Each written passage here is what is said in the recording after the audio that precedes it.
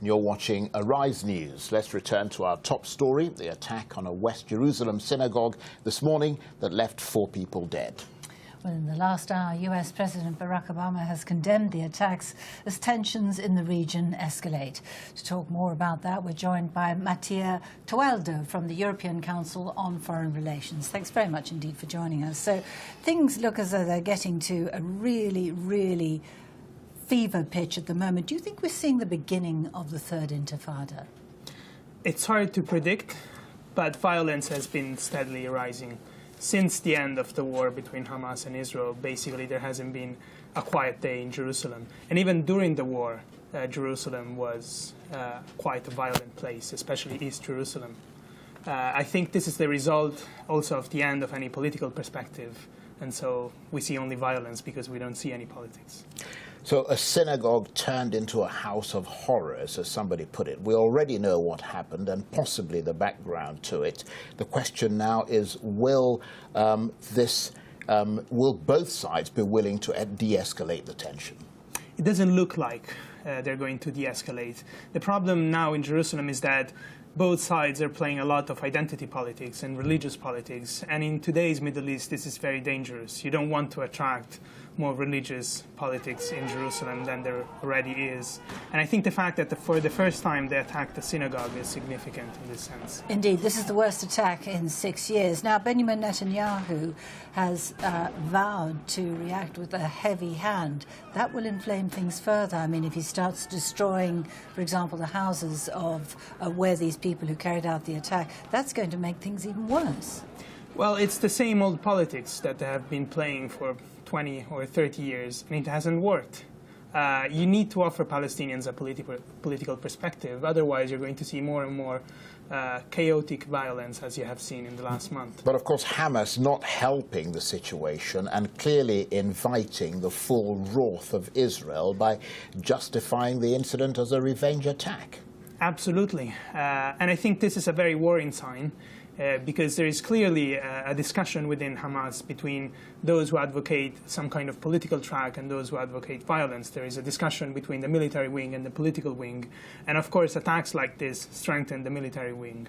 And of course, Mahmoud Abbas is caught up in the middle of that. I mean, he has condemned the attack, but his, as it were, his coalition partner has been, praising the attack.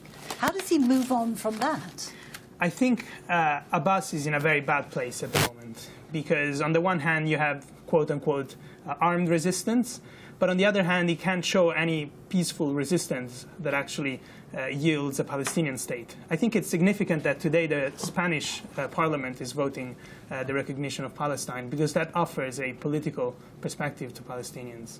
Now let's talk about another flashpoint that you're familiar with, and that's Libya, a country that the leader of Islamic State has identified as one of the territories Islamic State intends to expand. I mean, how real is such a threat, given that no one's actually in control of that country, Libya, right now?